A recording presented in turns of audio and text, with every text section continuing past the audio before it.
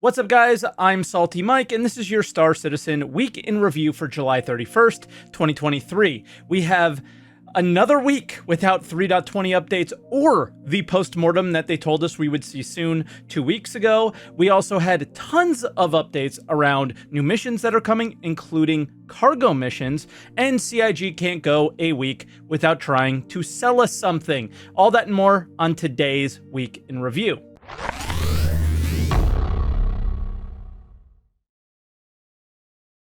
And as always, if this is your first week in review, this is where I take all of the official Star Citizen news each week, put it into one video, and share some of my opinions about it. I also live stream on Twitch, twitch.tv/SaltEMike, every day but Monday, so I can get this video out to you guys. And there aren't a lot of things this week, but there are a ton of things to talk about. So we're going to jump right into roadmap updates.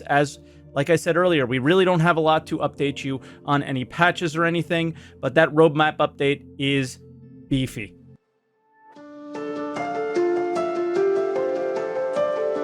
And right away, we start out with progress tracker updates. And as many people may know, but you may not, is the progress tracker is not something you can put a lot of weight into. It's essentially a declaration of, hey, we would like to work on this certain thing around this certain time, and maybe we get it done, maybe we don't. Maybe you get to play it, maybe you don't. That's basically how it goes, and you will see that that's how it goes at the end of this roadmap update. So we're going to start right away with the first mission that they're going to be working on, and that is steal evidence. So this is where you would go to Security Post Korea and you would look for some evidence to steal. And yeah, any more missions at Security Post Korea I think are a good thing. I think this location is fantastic, and it's challenging and rewarding and all those things. So the more stuff that is here, the better. I hope they do update the loot boxes there to be really good as well. That would be something I would really like. Then the next thing is cargo missions, and we have a lot to talk about around this, but basically they sound like they're just simple cargo missions, take something from A to B. And the main thing to point out here is that they are extremely reliant on freight elevators, which is something the mission feature team is not making. So if freight elevators don't make it in, which I believe is being worked on by the USPU team, then guess what? Neither do these missions, right? Just generally, I'm super stoked for these, but we don't have a lot of details on them, and we're either going to get those details throughout the months leading into CitizenCon or at CitizenCon, I would imagine. Now, the community was not very happy with some additional updates around this. Somebody posted a screenshot from Elliot Maltby, which was in a PvP Discord, where I think, me and Elliot, I think are relatively good friends, and I think I can be quite critical with him, and he won't take it too personally. And I don't have a lot to critique here with him, other than I think his tone was what people are focused on with they can rage all they want, but is what people are kind of stuck on with the conversation that he had in this Discord is, yeah, they can rage all they want, but this is how it is, and people didn't like to hear that, right? I think this comes down to a lot of people not liking hearing what Star Citizen actually is instead of what they think it is in their head, but yeah, maybe just better choices of words there. But in general, what Elliot is explaining is that CIG is, or that Star Citizen is a open world, sandboxy type game, and their cargo missions are not going to contradict that fact, right? That's really all he's explaining there. I think the tweet with the same backer, who's Hannah or Xperia, you might be familiar with her. She makes YouTube videos, very cool. Big fan of Xperia. But the tweet here, I think, gives a little bit more context into what he really means and what is intended in some of these missions with, the cargo is meant to be delivered to a place, and all of it. And if some of it isn't, then you'll be penalized, right? Something like that. And that gives pirates an option to do a little something there. But again, you're going to have to find these people doing these missions. And if they're not on specific trade routes, it's not going to be very easy. So I don't think this is something to worry about too much until we get in game and we can provide our feedback on them, and then they can address that issue. And Elliot addresses those issues right away in my Discord yesterday. So he's been very active And we'll just summarize a few things he spent a lot there. So I spent a lot of time there and spends a lot of time there in general. So discord.gg/SaltEMike if you guys want to stop by and discuss Star Citizen in my Discord. But yeah, he spoke a lot more, but I'm just going to touch on a couple things here. That he plays a lot of games that involve cargo that are PvE only focused. These are his favorite types of games. He's going to do his best to bring the best of those games to this game, right? Like, I think it just depends on how much time they give him and what he can get out for the initial implementation of that, which I think anybody who's been around the project knows you should not have a lot of confidence that he will be able to deliver a massive feature here that is super awesome, right? It's going to take time, and we're not going to get something incredible on the first release. That's where my expectations are, just from the history of Star Citizen. He also touches on the fact that, yeah, like, it's an open world game. That's some of the things that, you know, we're not going to change any of that, right, as well. So pretty simple stuff here. I don't think it's anything worth losing our minds over. I think, again, when we do get it in a PTU, we're going to be able to provide feedback, like he said, and he's going to take that feedback and do the best he can with it, right? I think we're in very good hands with these missions, and I think people should probably chill out a little bit, but Elliot could have definitely used some better wording here. Then moving on, we had missions that are steal and recover cargo missions, which are a little bit confusing, but probably pretty basic, from pirate orgs. So you could do the unlawful side of the same content that you were doing with the lawful cargo organizations, right? And then the next one is mission restoration contracts. And right off the bat, I'm not the hugest fan of the multi-tool salvage attachment and how it works currently. And I think this mission will definitely highlight its issues in the PTU implementation, and they'll probably be able to adjust a little bit from there. The hugest thing, though, for me is the replacing components. The fact that there's new salvage yards. What? Why can't we update the ones that we have to make them awesome? Because they're already really cool. And then, yeah, this is just entirely new gameplay that we've never had before. So for me, these are the ones I'm kind of laser focused on and honed in on being really awesome, because I'm pretty excited for that. Then we had reputation shop discounts, and it's super simple. And it sounds super simple because it is super simple. You're gonna, as you gain reputation, get discounts at shops that are, I guess, related to that reputation. Now, this doesn't really matter in the short term, right? Because we don't have gold sinks. We don't have items that are so expensive that they are difficult to obtain in Star Citizen currently, outside of maybe ships. But even then, if you play the game with any sort of time, you're going to be able to purchase ships quite easily, right? For anybody who's playing the game, it's going to be fine. Now, that's when I think that this kind of update really matters. So if something like that's being worked on at the same time, then maybe these shop discounts will matter. But in the beginning, I think they'll just be like, hey, so we can do shop discounts now. They won't mean anything, but we can do them, like most of the gameplay in Star Citizen. So that's where my expectations are. Same with the next one, which is hostility.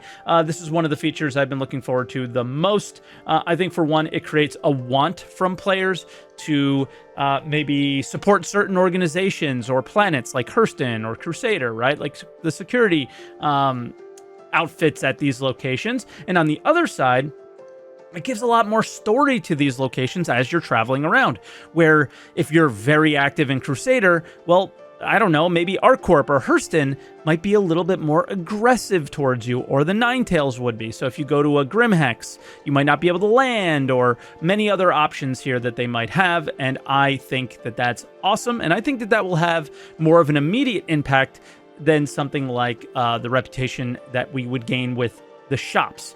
And then moving on for release view, and these are the things that actually matter. Physicalized cargo updates is a big one, but the update that we see here is not very big. It's basically the bare minimum to get the Hull C to work. That is essentially what they're explaining here. As many of you know, you cannot land with this ship at any outpost or anything like that, so it has to be a station-to-station trading ship. And as some of you may know, but I had to do a little bit of research, I did not, is that you can trade from any L-numbered station that doesn't have a 5 in front of it. You could trade scrap to an a Lagrange point station, that's what the L stands for, that does have a 5 in front of it. So, and 1, 2, 3, and 4 stations sell scrap at a certain price, and the 5 stations buy them for an additional cost, a little bit higher. So you're able to trade these to the L5 stations and make a little bit of money. That might be the only trades that we have in this game, because they've also communicated at some point that they were a little concerned and they didn't know how the Hull C would exactly work. It might have been in the ISC. I'm not entirely sure. Another thing to note is that it says up to 32 SCU containers. This should mean that all the containers will likely be available to us on other cargo ships, and this one, hard to say though. And then the Crusader A1 Spirit. Some of you may be familiar with the ship, but it's a competitor to the Freelancer from Crusader, and this is a bomber variant. Not 100% sure why this ship now, but okay. And then Crusader platforms are not making it into 320 and have been listed for a 320.1, 2, 3 patch, but who knows, they might not make it in either. So a lot of the mission feature team's work that was supposed to make it into 320 has now not passed its go no-goes. So everything above that we just talked about has the exact same potential to not deliver the same way some of these have. So again, keep all that in mind for 3.21, 3.22, and beyond. Whenever these are planned for, they have the possibility to fall off in the short term.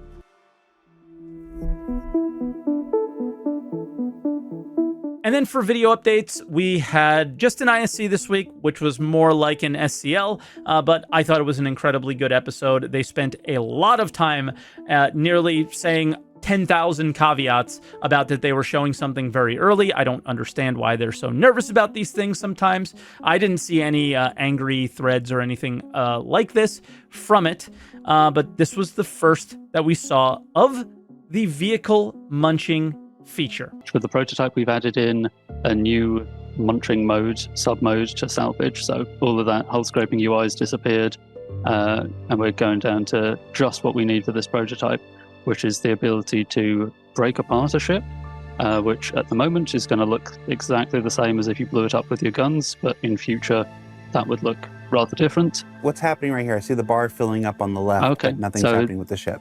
Yeah, so this is the placeholder for the actual gameplay that would happen here. The design will have some actual gameplay for what you have to do as a player to break the ship apart, but we put in that little placeholder, which is just essentially a timer, a progress bar, based on how big the target is. And that is actually on purpose, because the question that we are asking in this prototype are more technical.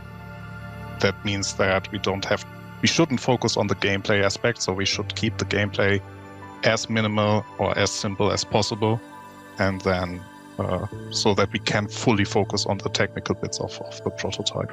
So, an incredible start to explain the plans here. We have a ship that we need to break apart, and they're, quickly jumping past that, there is intended gameplay there, and they really didn't go into detail on what that might entail, but they do say a little something later. I think it's in the last little clip that we share here, so keep an ear out for that. And the other aspect I think is the most important thing is that they have no desire to touch on the gameplay in this video, because the entire point of this test was to see what the technical limitations are that they might come up against, because they need to know those before they start designing the gameplay. So I think that's what they meant by we're showing something super early and so on and so forth. And that, again, everything you see on the screen is to create the possible technical limitations rather than this is exactly how you'll interact with the feature.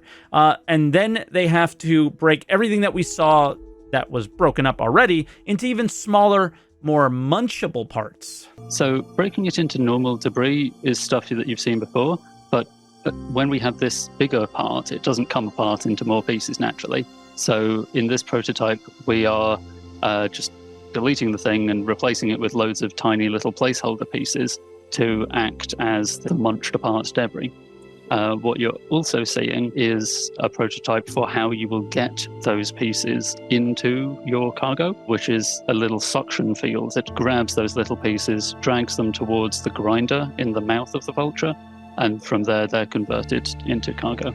Those little pieces that we saw are obviously not arted and everything. I want to remind people again, we've literally never shown anything in a prototype phase before, so forgive me for reiterating this 2 or 3 more times before we're done here. I absolutely loved the way the Munchables were brought into the ship. It's basically exactly how I envisioned it to work in my head. The timing it took and the way they floated in, it just looked fantastic. What Jared said, though, at the end is just, in my mind, entirely not true. We've seen tons of prototypes over the years and these are just recent ones: fire propagation, room system updates, which is very old ones and new ones. We've seen zoos and all these crazy things that were super prototypey, very similar to what we saw this week. So I have no idea what he's talking about. Like, we've never done this before. Yes, you have. Like, what are you saying? And I think the issue here is that they're afraid of what we'll think of seeing it not pretty. And in reality, the issue here in my mind that I get frustrated with and I see others get frustrated with is the misrepresentation of the amount of time it will take to see these updates, and that they show them in a sneak peek as if they're actually coming in a patch that's soon, and they're never are, right? So like, that's sort of the issues that I have with showing things super early, is they make it seem like you're going to get it, and they don't. They didn't do that at all in this video, and I thought that they did a very good job of just kind of explaining that, hey, these were just tests. We're figuring out what our limitations are. The next update, they're going to have to be a little bit more tight with their expectations that they place on us, because the next update that they show from this will probably be something like the gameplay, right? And it might seem a lot further along and all that. But this, I thought they handled perfectly fine. And then next, they want to show the feature in PU conditions, and this is where things get quite interesting. What we're doing right here is I want to test worst case performance conditions. So I'm chucking in some console commands to load up or stream in several different landing zones at the same time, because otherwise, me as just one player on the server, I wouldn't really be loading that much. I wouldn't be stressing the server. When I think worst case for breaking a big thing into small things, I want the biggest possible thing, which is going to require lots and lots of small things. So yeah, 890 jump is a good candidate for that. In the editor version, we saw pretty much as soon as the big piece disappeared, all those tiny little bits turned up. Well, it's not going to go that way in this situation. There we go. And a bit of a flicker as they come in, but they're finally here. So yeah, this tells us, well, in this worst case scenario, this performance is obviously unacceptable. We're going to have to do something about this. So we're thinking about how can we change our approach? How can we optimize what we've got? Discussions in various different directions.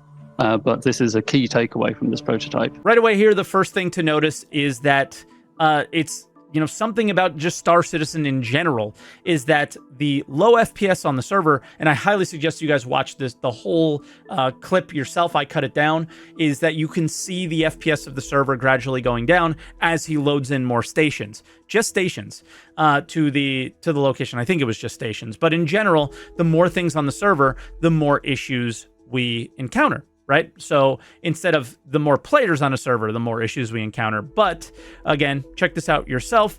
But I imagine that is, showing us how bad we need server meshing and these other things. But the performance issues are real. And I think if anything keeps us from getting this feature at all, or any features at all, it's usually this. And this is probably why we have lots of issues. And then lastly, they touch on what they learned from the test gameplay-wise.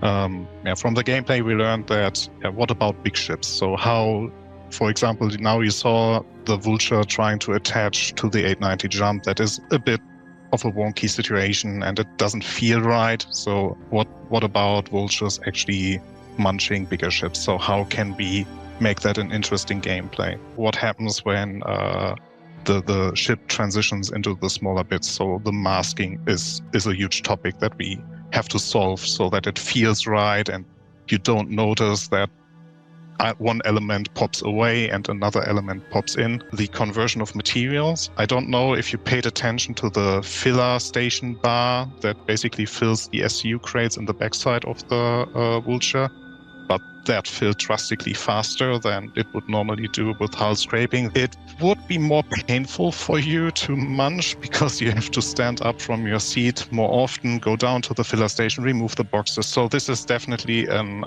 issue that we then have to solve, because we really don't want to have this gameplay to be more tedious than it's has to be. The navigation around the pieces is also something that we notice isn't that fun, so we will probably utilize the tractor beams there. The fork of the vulture is very limiting in terms of what pieces will fit, so this is also something we learned. And a big thing is, which already is standing out, is how can we make it fun and unique for the reclaimer. All right, that was a lot. And you know what the worst part that I had to listen to through this is that basically they summed up this whole thing with all the issues that a lot of the issues that they're having here are related to them putting the cart before the horse, which is selling a ship like the Vulture and designing a ship like the Vulture into, a very finished product, and the Reclaimer as well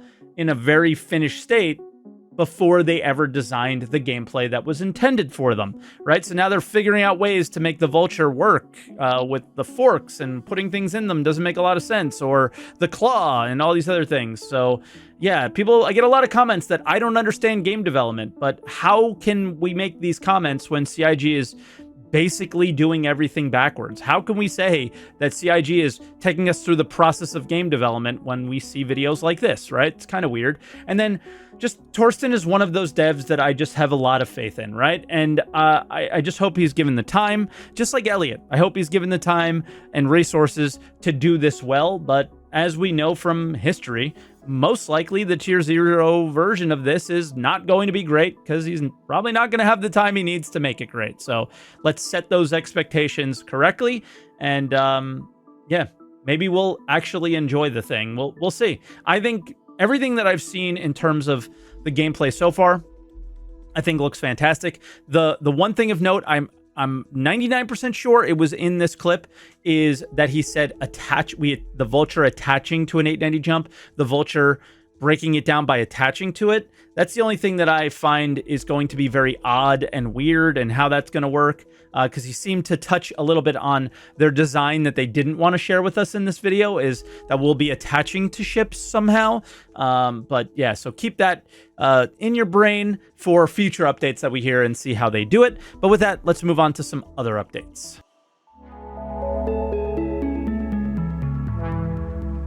And as always, we start out with a sneak peek, and I'm going to say this is probably one of the best sneak peeks that we've had in a while. Well, first off, there isn't a lot, huge bar to hop over here. And some of you might make a face and be like, what is he talking about? It's just a turret. Well, it's not just a turret. It's a turret with ballistic ammo. And then if you look behind the turret, there's like stairs and it's indented. So this is an entirely new location of some kind that needs turrets at it. So It is very sneak peeky, and I imagine we won't see any of this until CitizenCon.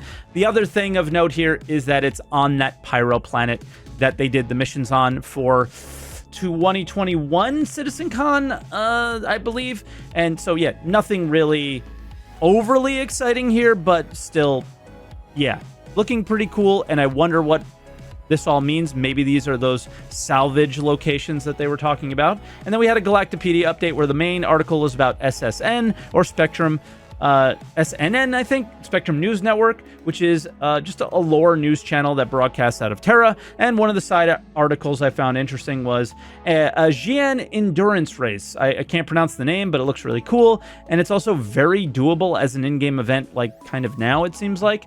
For Mission Spotlight, this is something that CIG that I think is really, really cool. They shared the details around a very cool mission chain called the Arlington Gang missions, and it basically you kill these members of this gang, and it gets increasingly harder, and the last mission is to kill an Idris. So that's very cool, and some players have probably never heard of the chain, and I think it's cool for CIG to update you on that. Also, if you've never done it, this chain starts with a mission giver and is very cinematic and different from a lot of missions that you might start with. So feel free to check it out if you haven't yet. But the part that is so frustrating, like with all the good comes this bad, and they want you to gear up for success because you got to buy ships in order to have success with this mission, which is entirely not true. Well, you can buy ships for these missions. You can do it in game, which is something that they didn't share at all in this update. And yeah, it's one of the things that I really struggle with this company is they can't do anything without selling something, right? But then that's fine, okay? Try to sell your spaceships, but they leave out one of the most important aspects of you can buy these ships in the game, and here's the locations they're sold at, and here's how much they're sold for. You notice how that's conveniently left out of, 99% of the updates of ships being sold? It's kind of messed up, right? I think that they should really share the purpose of a pledge in Star Citizen a lot more, which a pledge in Star Citizen, there's some advantages that come with it, okay? And you can argue that they're pay to win. You can argue that they're not. And the reason that you can argue both sides is because nobody knows what the game Star Citizen even is, right? But I'm going to go ahead and talk about what I think the advantages of purchasing a pledge are, and they're okay, but they're not great. We'll have to see, okay? The advantage of buying a pledge is that you get it on launch. That is the point of buying a pledge. So when the game goes live for the first time, there's no wipes. This is it. Here we go. You're going to have whatever starting money comes with your pledge. You're going to have the ship. You're going to have the insurance, and you're going to have the hangar, whatever that means. Maybe that gives you access to a bunch of hangars all around the universe, if that is how it works, which we don't know. That's it. The advantages that it gives you now in the short term are that any wipes that CIG does, which they've been doing quite a bit lately, you will not lose your progress on these specific ships. Things that the Star Citizen community believes they deserve by buying a pledge is being able to fly it before the plebs that buy it in game. That is not meant to be an advantage for you, but CIG has been using that to their advantage to sell more ships. For example, the Vulture that I've been talking a lot about. Very problematic, okay?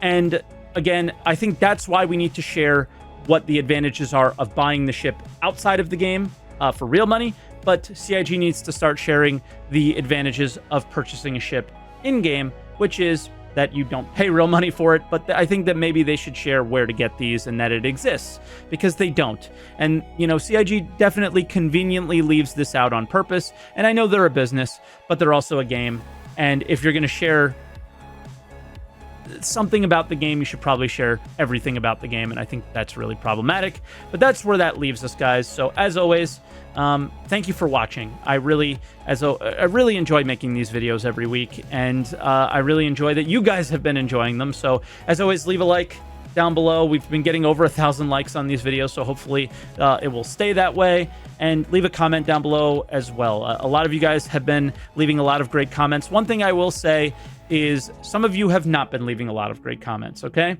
A positive comment for me, or a compliment, I should say, is not done by putting down my other creator friends in the community, okay? So leaving a comment down below and saying, Mike, you are better than X creator for X, Y, Z reasons is not a compliment. It's putting down one of my friends. And I think, stop doing that. Seriously. A lot of you guys, I've made comments under your posts that have said things like that. You can compliment me without putting somebody else down, okay? That's not what the comment section is for. It's hopefully for a little bit of a discussion around the video that we discussed today. So leave a comment down below if you want to have a discussion about any of the things that we talked today, or if you want to say something nice about me. But don't leave a comment down below if all you're going to do is say something bad about somebody else. Unless it's Chris Roberts or something, because they probably deserve a little bit of a ribbing, especially given the mission spotlight thing at the end there and a few other things. But yeah, thank you so much for watching. This was probably one of the weirdest outros I've ever done, so you can leave a comment on that as well. And I'm just, goodbye, guys. I'll see you next week.